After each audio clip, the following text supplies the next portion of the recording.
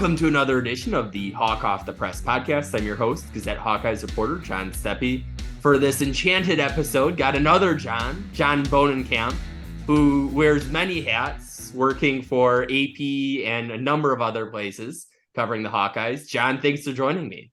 Good to be here. I've been bugging you to be on, so now it's good to be here. So I feel like we could have some promotion of this, like John Squared or something. Sure, why not? We cover a lot of things like that. So, well, let's start off with the real important news. And if people have not heard this news yet, I don't know what they've been paying attention to this week, which is at Iowa Media Day this week. There will be, wait a second, I should get the details here exact, so I'm not misinforming anyone on this important information. Okay, it is the Wiener Schlinger. Yes. Hot dog cannon. Yes, they're going to be firing hot dogs. Yes. Into Kinnick. Yes, on game day, yes. And on Kids Day, too. Yes. Which... And we get to shoot them. How quickly did you respond to that email? RSVPing so you can shoot the cannon? Within seconds. Because, this is everybody's dream is to shoot a hot dog cannon. Excuse me. No, it's an interesting thing. It's something that apparently is done at clearly at other schools, but it's kind of a neat thing. And I want to see how it works, because I've seen it at games and a lot of time at baseball. I've seen minor league baseball loves hot dog cannons, and I've seen it where they shoot them and the hot dogs will explode, and go everywhere. And so I really want to shoot one. I want to see what it's like. So yeah, when it came out within seconds, I was like, yes, I will shoot the hot dog cannon. So, I'm not going to pass that up. I'm not going to pass that opportunity. I mean, it's fun. Football season gets long and it's, whatever. And I'm like, let's have a little fun before it all starts out. Let's go shoot a hot dog cannon. So why not? I'm kind of curious. I hope that they're using actual hot dogs. I feel like it'd be even better if that's the meal to all media day. You have to catch from the cannon.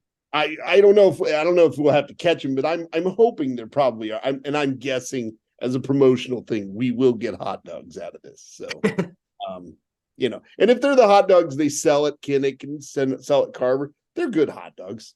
So. Again, part of the fan experience. So everybody get ready because they will be shooting hot dogs in the stands at Kinnick this year. So, come winter, we'll have to figure out how they keep those warm enough. But on to now, probably slightly more serious stuff. It's an interesting time for Iowa Media Day. You have the Big Ten expansion recently, and a coach who has made it clear that he does not want to outside of bowl games play out west. Well, all of a sudden, out west games are happening. Yes, and it is. I mean, just think back to where we were a week and a half ago, 2 weeks ago, and we're sitting there and we're told at Big Ten Media Day, no, we're done with the expansion. We just want to get USC and UCLA, and within days, you're adding 2 more teams. And so yeah, this is going to be, there's going to be a lot of topics of discussion on Friday, but it's one of them because this really is going to impact the league one way or the other. That if they're going to do like they were saying, where everybody plays everybody within a 2-year period, they're going to be making a couple of trips out to the West Coast. And Kirk doesn't like that and never has liked that. So this is all part of the new landscape, and it's something that he's going to have to deal with. And it'll be curious to see his reaction on Friday when he's asked about it. And the other interesting piece of that too is if you are going to stick with playing every team every other year and over a 4-year period getting to play everybody, you're not going to get those 3 protected rivalries anymore. Nope. And Iowa was really fortunate with keeping all 3 when nobody else had that. Right. It was a big break for them. And I mean, because those are games that the fans have always liked. They like Minnesota with Floyd Rosedale, and they like, and they like Nebraska on Black Friday and all that. And those are going to have to go, or 2 of them are going to have to go. And so it's going to be curious. It's going to be interesting to see what goes and what stays.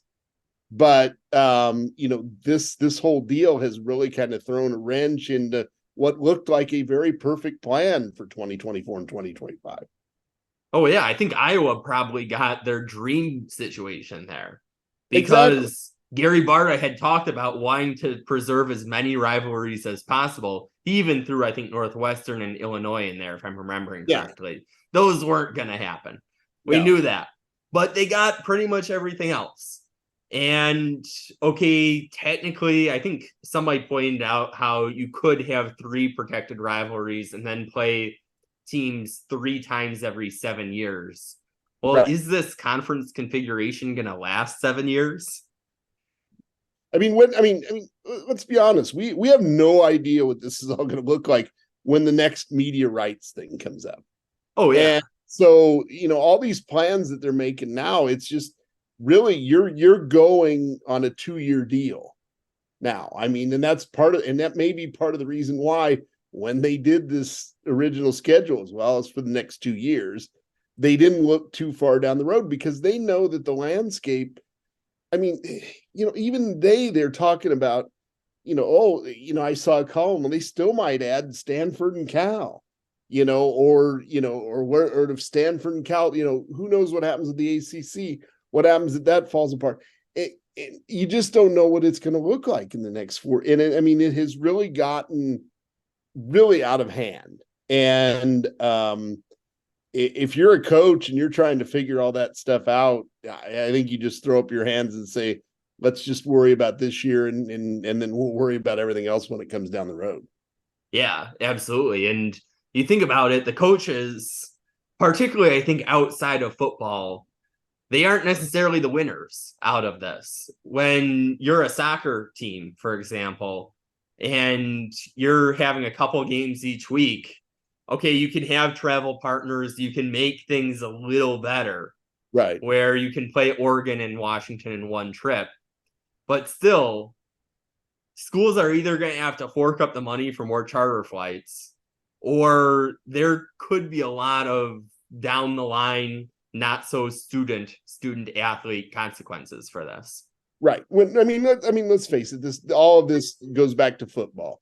It all goes back to, great. Now they've got Oregon and Washington. So hey, guess what? We can now fill that 9:30 time slot on Saturday nights for football. There will always be a West Coast game on Saturday nights now. But I don't think anybody ever took into account all the other things with it. And I will give credit to whoever the first AD or first president is who says, hey, we're making more money. By the way, we're not, our players, no matter what sport, are going to be flying charters. And I will give, whether it happens or not, I don't know. But when this all came up last week, and you could see that the Big Ten, I was really hoping somebody in the Big Ten would say, do we really need to do this? We're at 16. We've got all the major markets. Do we really need to add 2 more teams because they're available? And nobody, and maybe somebody did. I know they said there were some people that had some questions. But for the most part, they just rubber stamped it. Hey, Fox is going to give us more money. They're not going to be making as much money as we are in those first few years of this deal. And so, why not? Let's go to 18. And, it's that old line, you were too busy wondering if you could, you were not wondering whether you should. And I just had last week I had a real problem with this. And it just felt like, okay, 16 makes sense. Does this really make sense? And I just don't know if it does or not.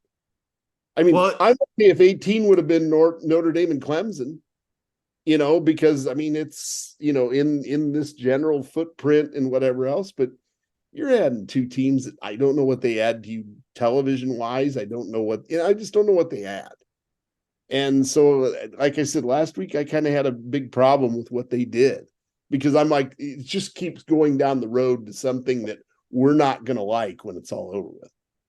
yeah, I think regionalism is kind of dead now in college football Yeah. because when you have Washington Rutgers as a league game or UCLA Purdue as a league game, that's just not really what it is. Now, Iowa can benefit in terms of the TV money, at least short term, because they're going to have the ability to fund things that other schools outside of these power conferences, what seems like a power 2 or power 3 that could be emerging.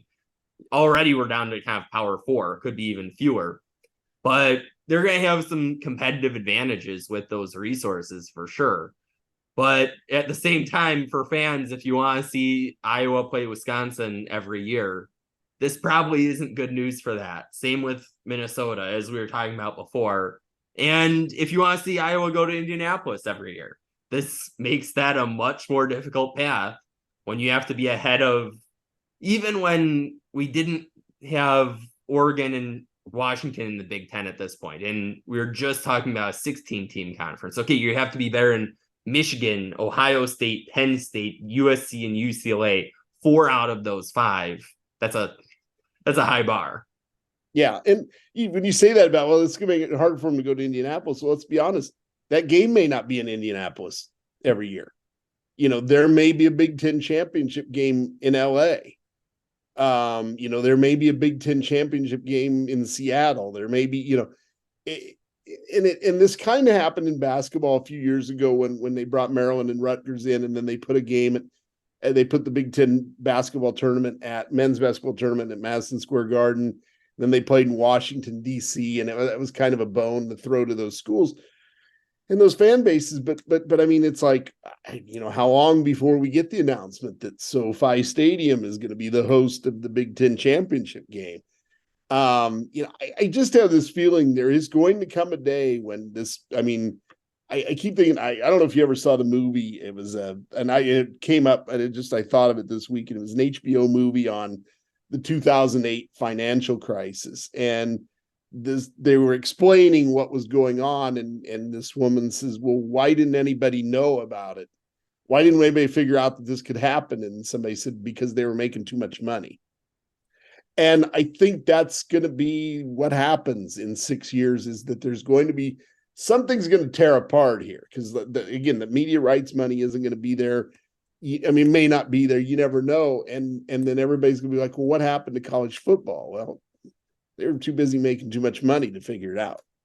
So I fear that day is coming. And of course, everybody has said that over the years when there's been other expansions. So, maybe but I just feel like we're at a tipping point here. And I really don't like where it's going, I don't think.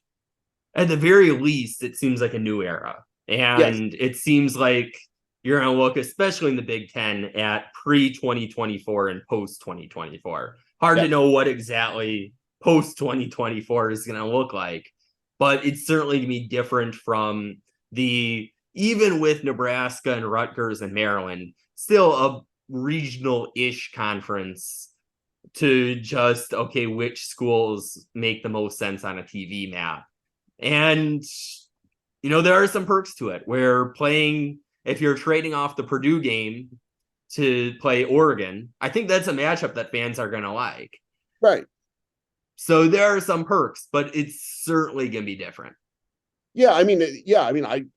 Ask an Iowa fan, who do you rather have come to the Kinnick, Rutgers or Oregon? You're going to take Oregon. Maryland or UCLA or USC, you're going to take those other schools. But again, the trade-off is going to be, and I go back to that, where now you're going to fill that 9:30 window on Saturday nights. Well, that 9:30 window on Saturday nights isn't going to be Michigan at Washington or Ohio State at Oregon. It's going to be Purdue at Oregon. It's going to be Iowa at Washington.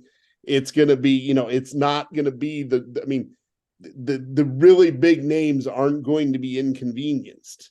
And, and so it's, again, there's just going to be some things, I think at some point, it's all going to kind of come in on, it's all going to collapse on itself. And we're going to wonder what happened and realize that we saw it happen. We were watching it happen. Well, switching from one hot topic that will probably come up on Friday to another one, gambling. It seems to be the story that keeps on giving. It really occupied a lot of Big Ten media days. Yes. And I mean, and we still don't know. There's still a lot of names out there that we don't know a lot about. And it's not just at Iowa, it's at Iowa State too. And you could tell the other day at their media day where this is kind of going. And there's some other shoes that I think haven't dropped yet.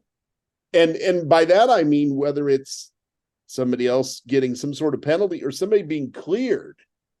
We don't know if, I mean, because we knew back at media day, at Big Ten media day, Noah Shannon wasn't going to be there because is Noah Shannon cleared now? Are they done with the investigation? What do we know? What do we don't? And so there's still that cloud kind of hanging over this program. And when I say the program, I mean the entire athletic program. It's not just football. I mean, there are other athletes and other sports involved. But, when does this all get cleared up? And, at some point you've got to make a decision one way or the other. Either this athlete broke the rule or they didn't. And so if you're still investigating, whoever it is, one way or another, you need to do something here because we're getting ready for the season to start. And they have to know, I mean, one way or the other, what they're going to do. So it'll be a question comes up, where are these players? The players that are involved, those questions will come up. And so, yeah, it's another thing that's hanging over this program. And I think they probably all wish this could just get resolved here as soon as possible, one way or the other. And a really complicating factor of it is we're really talking about two investigations in one. Because you have the Division of Criminal Investigation, the state law enforcement investigation in one bucket, and then the NCAA investigation in the second. And the state law enforcement, their top priority, the criminal justice system's top priority is not going to be, who's going to be available. Now, from an NCAA standpoint, the longer that this takes for the NCAA to come up with this, there are consequences for NCAA-sponsored sports. Yep. Now, the NCAA isn't fast with making decisions, but with each week it seems that passes, there are more consequences in terms of not knowing, especially when there's a lot of uncertainty, it seems, even for coaches right now. Well, and you've seen this too with the NCAA and some of these other investigations have happened at other schools with, paying players and all that other stuff that went on at LSU and some of those other places. The NCAA doesn't have subpoena power. The DCI does. So the NCAA is going to let them run their course. And then when it's all over with, take all that information and make their decision. So as long as the DCI is still playing around with this, the NCAA is not going to touch it because the NCAA says, no, these guys can go ahead and play. And then the DCI comes back and says, well, we found this. Well, now, what do you do? So they're going to be waiting for the other investigation to happen. And it's, it's going to take a while. There's no doubt about it. But it does need, I think everybody wishes it would get resolved right now, one way or the other, good or bad. Yeah, because you use the analogy of a dark cloud. I think this really is something that, when it comes to court appearances in September, you can just go down the line of this can just drag on and overshadow what could be a really good year too. Yes. And I think you have to approach it as, if you have any guys on your team, no matter what it is, you just right now just have to block that they're not on your depth chart in your mind. You just have to look as we may not have them all year. And so you just kind of have to move on without them. Say, hey, you can do this, you can do that, but we have to move on. You can't pencil somebody in the depth chart and keep plugging him in at practice. And then, by the way, you lose him, So, I think a lot of those, you just have to kind of leave them behind at this point and let the process take its course. And then you figure out where to go from there. And I think some of the positions, I don't think you're going to be losing too much sleep over the backup kicker / punter. No. But Noah Shannon, you've got a really experienced guy. And with that, there's an opportunity for a guy like Y.A. Black. You have an opportunity for Aaron Graves, especially if Black can't stay healthy, especially for Aaron Graves. So you have some opportunities there, but you need to be giving these guys these opportunities in fall camp. And I'm sure that's what Iowa, in general, when you have these fall camps, the second team guys, the third team guys are still getting a lot of reps. But it's going to be on them to step up when you don't know, okay, how long are you going to be without Noah Shannon? How long are you going to be without insert name yet to be announced here? And that's the other thing too, is that we just don't know who the other ones are. I Yeah. mean, you see it kind of dribble out bits and pieces in whatever sport, but we still don't know. I mean, you can see the message board rumors on player X, player Y, but you just don't know one way or another. Now, I would imagine, I don't know if we'll get an updated depth chart on Friday, but you might be able to look at that and kind of figure out, well, who's here and who's not. And so that might give us a little clearer picture on where this is all at right now. Yeah, unless they decide to suit them up anyways, too, on Saturday, which who knows? There isn't really a precedent for this. I was going to say, and that's the other thing. There is no precedent for it. There is no playbook. There is no, if you do this, you're going to get this. And, I think the thing that about this whole gambling thing, and whether it's at Iowa State or Iowa, when you see what some of these guys have done, whether it's how many bets they've placed, how much money they've bet, the stuff with players who use their parents, there's a lot of stuff that you can kind of laugh about. And you're like, man, how stupid could these guys be? And then you realize when we were in college, we did stupid things too. So you can't, but speak for yourself. Yeah, okay. But anyway, yeah, we won't go into that here. I mean, it's somewhere along the line, somewhere they should have had, and I'm sure they did, but they should have taken that education of don't bet. You can't gamble on NCAA sponsored sports, even if it's not your sport. If you want to gamble on something that you're not going to get in trouble for, bet on NASCAR, bet on IndyCar, bet on UFC. If you really want to bet so bad, but when you're betting on your own team or you're betting on your own school in another sport, you invited this trouble in your house, basically. And of course, this comes with a caveat of if the allegations are true, since Right, this is all alleged. But with the alleged activities, I think maybe this is a wake-up call to athletes in terms of the sophistication of the sports betting enforcement. Yep. Where, okay, just because that account is under somebody else's name, okay, these bets are getting geo-tracked here. And these betting companies know where these bets are being placed. So you look at it, and I would imagine that there would probably be some compliance departments across the country that are using Iowa and Iowa State right now as an example of, hey, just because you think you can do this and get away with it does not mean that you will. And now a lot of these athletes could be paying a pretty hefty price when you think about the eligibility guidelines and potentially in many, if not all of these cases, a permanent loss of eligibility in terms of based on the alleged charges we know so far. No, and that's the thing too. Now I was talking about the playbook earlier. Now you have the playbook on what could happen to you. So if you're a college athlete now that's betting on this stuff, you really being an idiot at this point, because you're just asking for trouble. And go back to the Alabama baseball, stuff that I think kind of set all this off. I think I don't know I don't know what happened, what transpired between that and the Iowa investigation, but I think that set it off. And I would imagine probably around the country there are a lot of these similar investigations going on right now, and I just anticipating it showing up somewhere else.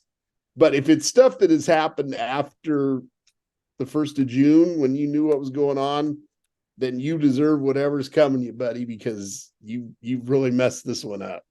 Oh yeah.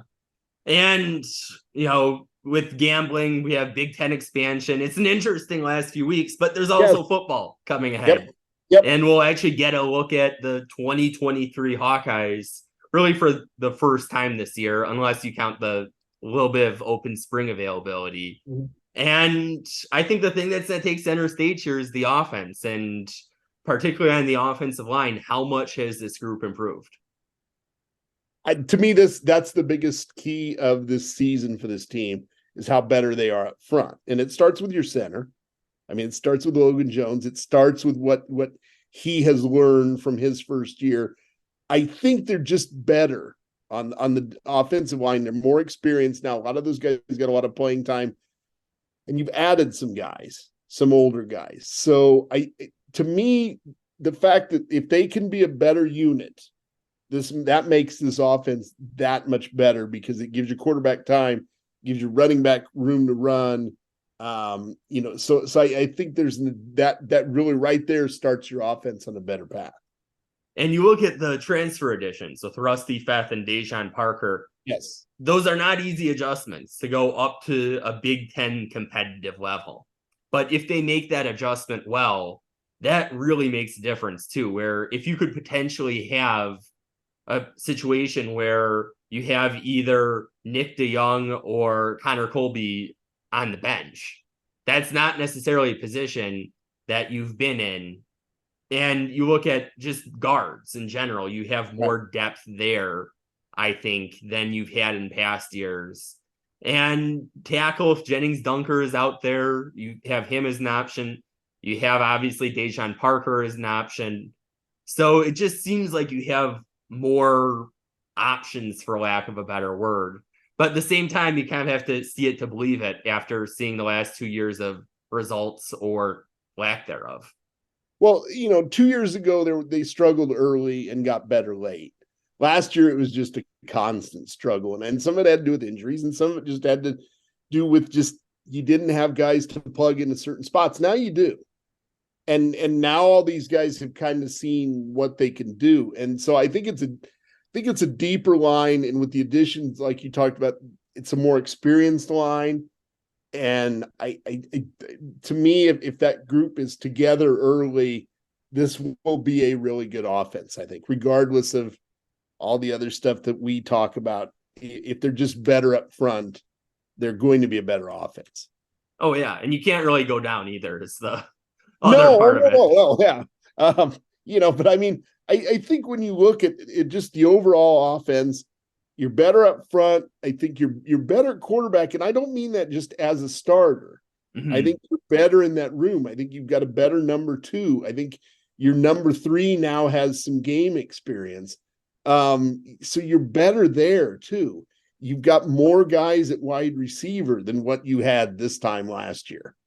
And again, more experienced guys that even if some of them haven't played a lot, they've practiced a lot and they're older, and so I just think they're better at a lot of positions that they weren't very good at last year, and it's a depth thing too that I think makes the difference. And you look at a guy like Caleb Brown, if Iowa figures out how to best use him, because at points, right, I think they weren't, some of Iowa's playmakers, you look at like Arlen Bruce, I don't think was always best set up for success with the play calling. But if you can figure out how to use Caleb Brown, a big if, but if you can, you have a lot of talent there and a lot of potential. And you're playing some weaker defenses too, relatively speaking, compared to last year's just gauntlet of top 10 defenses too. That makes a difference as well. Yeah, and I know we'll talk about the quarterback, but I mean you've got a quarterback that can deliver the ball. If you have a quarterback that can deliver 65% accuracy, your offense is obviously going to be better. If you got a quarterback who's mobile, your offense is obviously better. Regardless of what plays you call, if you're delivering passes on time and on target, you're going to move the ball. And that was a problem last year that, as again, you can point to play calling or whatever, but there were a lot of open receivers that were missed. And, again, that's 5-6 yards at a time that make a big difference in the long run. And to your point with that 60 to 65% range, you don't need Cade McNamara to be CJ Stroud this year. Right. And he's not CJ Stroud either. Right. So you get him, though, in that 60 to 65 range, and that works well with what Iowa tries to do offensively. So there's a lot of optimism there, and I think kind of flipping over to the defensive side, I don't think anyone's really concerned about the defensive line. I'm curious about linebackers, though. Yeah, too, but I think you've got good guys there. It's going to be okay, who fits where, and how will they play together. I mean, I think there's talent there. It's just a matter of, okay, who's going to do this, who's going to do this, that sort of thing. And if they figure that out here in the next week or two, there's a lot of talent there. And I think it's a good linebacking group. It may not be as good as what we've seen in the past, but it's still going to be pretty good, I think. And when you're really good up front and you're really good at the back, that makes it just that much better. And you have a little more leeway too, where Nick Jackson comes in with quite the resume. He's not Jack Campbell, but you don't necessarily need to be Jack Campbell if the defensive line does what the defensive line is expected to do, and if the secondary does what the secondary is expected to do. Secondary, you have the little bit of the asterisk with depth, but you look at it, still pretty high expectations there. So you have a little more leeway there. And you have a guy like Jay Higgins that really got, thrown into it last year. Yep. And now he's got a year to learn from it. And you have that duo. Okay, you don't have Campbell Benson, but I think a lot of defensive coordinators would take Jackson Higgins. Oh, yeah. I mean, they're like I said, it may be a little bit of a drop off, but it's still a really good unit. Yeah. And there were some guys that I think that didn't get a lot of playing time that learned a lot. And so now, like I said, the question becomes, who do you put where and why? And once in Phil Parker's going to figure that out if he hasn't already, And so there's really, I look at that defense and I'm like, there's just nothing I'm concerned about there. I mean, it's just so good from front to back, and so many stars and so many playmakers. And that's one thing that I just really don't worry about unless a ton of injuries happen, and then you're putting some guys in there that haven't played a lot. But with the group they've got right now, this is a really good group. And you have that asterisk kind of everywhere where, if Iowa loses Cooper DeJean, they're really, place of hurt. But you could say that about most other secondaries too, about their best defensive back, and you'd be saying the same thing about them being in a whole world of hurt. Yeah, and you saw that last year in the Nebraska game. Oh yeah, that changed that secondary round in a hurry. So again, you worry about those sort of things sometimes, but then again, you realize those guys are going to be in there for a lot of plays this year, and they're just really damn good. Yeah. And if you get a Cohen Entring or a TJ Hall to get them to take that next step, just to name a few of those players, that also helps in terms of the depth standpoint where, you're in a little better of a position to withstand a situation like Nebraska last year, because injuries happen. It happened with Jamari Harris last year, happened with Terry Roberts.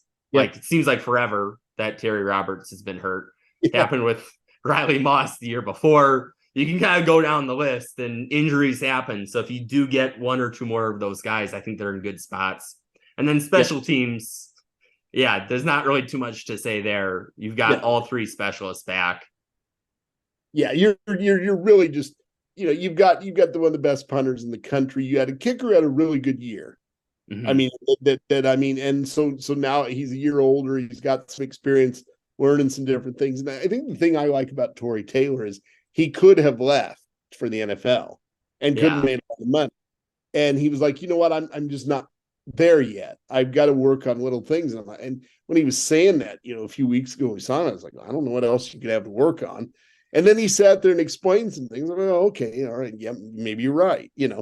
So he realizes what those deficiencies are, and he's working on.